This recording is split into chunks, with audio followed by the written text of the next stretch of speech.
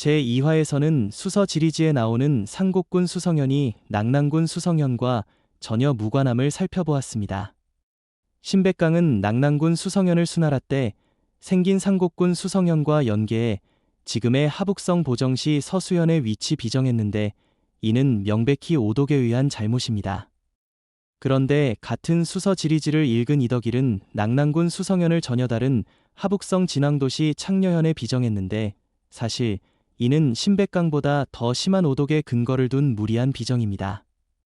다만 비정 결과만 두고 보면 신백강보다 비난받을 소지는 적다고 할 수 있습니다. 3세기 말 작성된 태강지리지에 의하면 낙랑군 수성현의 진장성이 시작되는 갈석산이 있었고 이 갈석산이 하북성 창녀현에 있는 갈석산이었다는 담기양의 주장이 중국학계는 물론 한국학계에서도 널리 인정되고 있기 때문입니다. 이번 제3화에서는 이정빈의 논문을 통해 이덕일이 어떻게 수서 지리지를 오독했는지 살펴보고 태강지리지와 1975년 발표된 담기양의 논문 갈석고가 한사군 요서설의 유력한 근거인지 알아보겠습니다. 이정빈에 의하면 이덕일은 낙랑군 수성현을 위치 비정하면서 세 가지 오류를 범했습니다. 이덕일의 저서에서 해당 부분을 보겠습니다. 수서지리지 상곡군 조를 보면 수성은 옛날의 무수이다. 후위에서 남영주를 설치하자 영주에서는 오군 11년을 비준했다. 용성, 광흥, 정왕은 창녀군에 속한다는 구절이 있다. 수성현이 창녀현으로 변했다는 사료이다. 수성현은 당나라 때에는 북경 서쪽의 역주에 소속되었다는 기록들이 전한다. 이로써 갈석산이 있던 낙랑 수성현은 현재의 하북창녀임을 의심할 바가 없게 되었다. 우선 이덕일은 수성이란 지명이 수나라 때 생긴 지명임을 언급하지 않았는데 이는 신백강도 범한 오류로서 비정의 첫 단추부터 잘못 깬 것입니다. 다만 신백강은 수성현을 보정시 서수현에 비정하는 데 그쳤지만 이덕일은 추가 오류를 범하게 됩니다.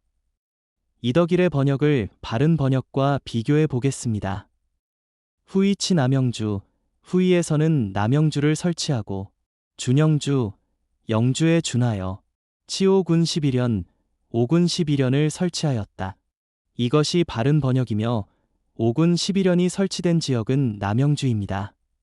그리고 이어서 창녀군을 필두로 오군과 11년이 나열됩니다. 그런데 이덕일은 준영주를 영주에 준하여가 아닌 영주에서는 비준했다로 번역했는데 이는 임의로 영주를 목적어에서 주어로 바꾼 잘못된 번역입니다. 또 이덕일은 수성현이 창녀현으로 변했다고 했는데 수성현은 북경 서쪽 역주에 소속되었고 창녀현은 현재의 진앙도시 창녀현이라 한 것을 보면 수성현이 보정시에서 창녀현으로 이동한 것을 변했다고 한 듯합니다. 그러나 지금의 하북성 진앙도시 창녀현이 창녀현이라는 이름을 갖게 된 것은 금나라 때인 1189년부터이고 그 이전 명칭은 광령현이었습니다. 따라서 수성현이 창녀현으로 변했다는 말은 북이 당시에 존재하지도 않았던 수성현에서 존재하지도 않았던 창녀현으로 이동했다는 말입니다. 이처럼 수서 지리지만 보면 도저히 낙랑군 수성현을 창녀현에 비정할 수 없습니다. 그럼에도 불구하고 이덕일이 하북성 창녀현에 무리하게 낙랑군 수성현을 끌고 들어온 이유는 태강지리지와 갈석고를 염두에 두었기 때문입니다. 윤내현 역시 낙랑군 위치를 창녀현 일대로 보았는데 그 근거 역시 태강지리지와 갈석고였습니다.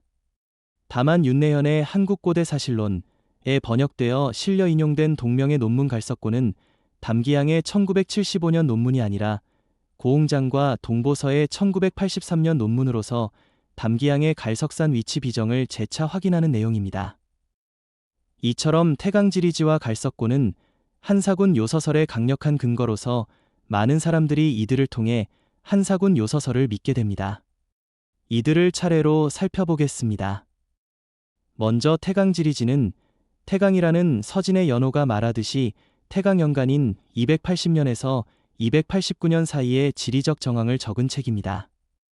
완질이 전하지 않고 여러 기록의 일문이 전하는데 낙랑군 관련 내용은 사기세근에 나옵니다. 조이가 가죽옷을 입고 갈석을 오른쪽에 끼고 바다에 들어간다. 태강지리지에 낙랑수성현의 갈석산이 있는데 장성이 시작되는 곳이라 한다. 조이가 갈석을 오른쪽에 끼고 바다에 들어간다는 내용은 서경에 나오는데 사마정이 주석을 붙여 장성이 시작되는 갈석산이 낙랑군 수성현에 있음을 밝혔습니다. 그리고 801년에 발간된 두우의 통전에서도 진이 쌓은 장성이 시작된다는 태강지리지 기록을 인용하고 있습니다. 또 진서지리지에서도 태강지리지를 직접 언급하지는 않았지만 수성현에서 진 장성이 시작된다고 하고 있습니다. 물론 태강지리지를 인용하면서 맥락에 맞지 않게 사용한 경우도 보입니다. 예컨대 통전에서는 상곡군 수성현 조에도 진 장성이 시작되는 곳이라고 주석을 달았는데 수나라 때 생긴 지명 수성현과 낙랑군 수성현을 혼동한 것이 아닐 수 없습니다. 그러나 태강지리지에서 3세기 후반기에 갈석산이 있는 낙랑군 수성현의 존재를 확인한 이상 갈석산의 위치만 알면 낙랑군 수성현의 위치도 알 수 있습니다. 3세기 후반은 대릉하 유역으로 낙랑군이 교치되기 이전이므로 이 낙랑군 수성현은 한무제 때 설치된 것입니다.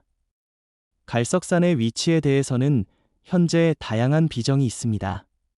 중국 고금 지명대 사전에서 갈석산은 모두 8개가 언급되고 있습니다. 그러나 중국에서는 전통적으로 갈석산이 바다에 잠겨 지금은 사라졌다는 설이 성행했고 그 근거는 515년 역도원이 완성한 수경주에서 찾을 수 있습니다. 지리지에서 이르기를 대갈석산은 오북평군 여성현 서남쪽에 있다. 지금 바다를 향해 둑길과 같은 돌이 수십 리나 된다. 바로 그 산 꼭대기에 기둥처럼 생긴 커다란 돌이 가끔 보일 듯 말 듯 큰 바다 한가운데 서 있다. 조수가 밀려올 때는 숨어버리고 조수가 파도와 함께 밀려나면 움직인다거나 가라앉지는 않지만 그 깊고 얕음은 아무도 알 수 없다. 세상에서 이를 천교주라 한다. 역도원은 일단 대갈석산, 즉 갈석산이 우북평군 여성현 서남쪽에 있다 했는데 여성현은 지금의 하북성 진앙도시 문영구로서 이 갈석산은 바로 앞에서 말한 창녀현의 갈석산을 말합니다. 그런데 역도원은 산 꼭대기에 있는 커다란 돌이 밀물 때는 안 보인다는 등 마치 갈석산이 거의 바다에 잠긴 듯이 생생하게 표현을 해서 후세 사람들은 창녀현에 이미 갈석산이라는 이름을 가진 산이 있었음에도 불구하고 가까운 바다에서 갈석산을 찾지만 찾지 못합니다. 그래서 갈석산은 역도원이 살았던 부기 때 바다에 거의 잠겼고 이후 완전히 잠겼다고 여기게 되었습니다. 이런 학설은 청나라의 저명한 학자인 호위와 양수경에 의해 정설로 자리 잡았고 담기양이 갈석고를 발표한 1975년에는 창녀현 인근에서 갈석산 위치가 비정된 해상 지점만 3곳에 이르게 됩니다. 그러나 담기양은 역도원이 갈석고를 쓴 515년 이후에도 갈석산이 잠기지 않았음을 진 시황 이후 제왕들의 갈석산 방문 기록을 통해 입증합니다. 즉, 역도원이 갈석고를 쓰고 약 40년이 지난 후 북제 문선제가 갈석산에 올랐고 130년 후에는 당 태종이 갈석산에 올랐는데 어떻게 갈석산이 바다에 잠겼다고 할 수 있느냐는 것입니다. 또 북위의 문성제가 갈석산 아래에서 연회를 크게 열었는데 어떻게 그로부터 약 60년 후인 역도원의 시대에는 산 정상에 바닷물이 찰랑일 수 있느냐고도 했습니다. 산 하나가 물에 잠기기 위해서는 지질학적 시간이 필요하므로 담기양의 주장은 타당하다고 할 수 있습니다. 그렇다면 갈석산이 거의 바다에 잠겼다고 한 역도원의 말은 완전히 황당무계한 것이었을까요? 담기양은 그렇지는 않고 역도원이 갈석산과 갈석을 혼동했다고 합니다. 갈석은 갈석산과 떨어져 해안가에 우뚝 서 있는 특정한 돌로서 동안시대 사람인 문영이 이에 대한 기록을 남겼습니다. 원봉 원년 태산으로 행차하고 다시 동쪽으로 순행해 갈석에 이르렀다. 문영이 말하기를 갈석은 요석은 누현에 있는데 누현은 지금 폐지되고 이누현에 속한다. 이 돌은 바닷가에 우뚝 서 있다. 즉, 해안가에 있었던 갈석이 바다에 잠겼는데 역도원은 해안에서 떨어진 갈석산이 바다에 잠겼다고 착각을 했다는 것입니다. 담기양이 이해한 대로 역도원의 기록을 처음부터 다시 읽어보겠습니다. 노란 글씨에 주목해주세요. 지금 바다를 향해 둑길과 같은 돌이 수십 리나 된다. 이는 바위산인 갈석산에서 나온 암맥, 즉 바위 줄기가 지표면으로 돌출된 채 해안까지 길게 이어져 갈석에 닿았다는 말입니다. 즉, 역도원은 길게 뻗은 암맥을 흙을 쌓아 북돋운 길인 용도에 비유했습니다. 바로 그 산 꼭대기에 기둥처럼 생긴 커다란 돌이 가끔 보일 듯 말 듯 큰 바다 한가운데 서 있다. 조수가 밀려올 때는 숨어버리고 조수가 파도와 함께 밀려나면 움직인다거나 가라앉지는 않지만 그 깊고 얕음은 아무도 알 수 없다. 세상에서 이를 천교주라 한다. 역도원이 갈석산 꼭대기에 있다고 한돌은 실은 해안가에 있는 갈석이고 북이 때 조수에 따라 보이기도 하고 안 보이기도 했던 것은 사실 이 갈석과 암맥이었던 것입니다. 그리고 하늘 다리를 이루는 기둥이라는 뜻인 천교주는 암맥을 지칭한 것입니다. 이처럼 역도원의 시대 이전에는 바다가 안쪽까지 들어와 있었기 때문에 갈석산에 오르면 바다를 가까이서 생생하게 볼 수 있었던 것입니다. 3세기에 지어진 조조의 시 관창회에 나오는 푸른 바다를 보내 물은 넉넉하고 산과 섬은 우뚝 솟아있도다. 큰 파도가 일어나네 등의 구절을 이해할 수 있습니다.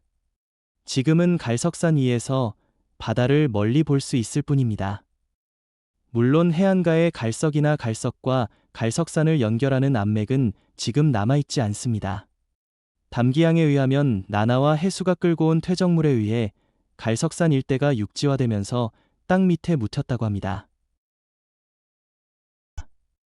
태강지리지에 의하면 3세기 후반 갈석산은 낙랑군 수성현에 있었다.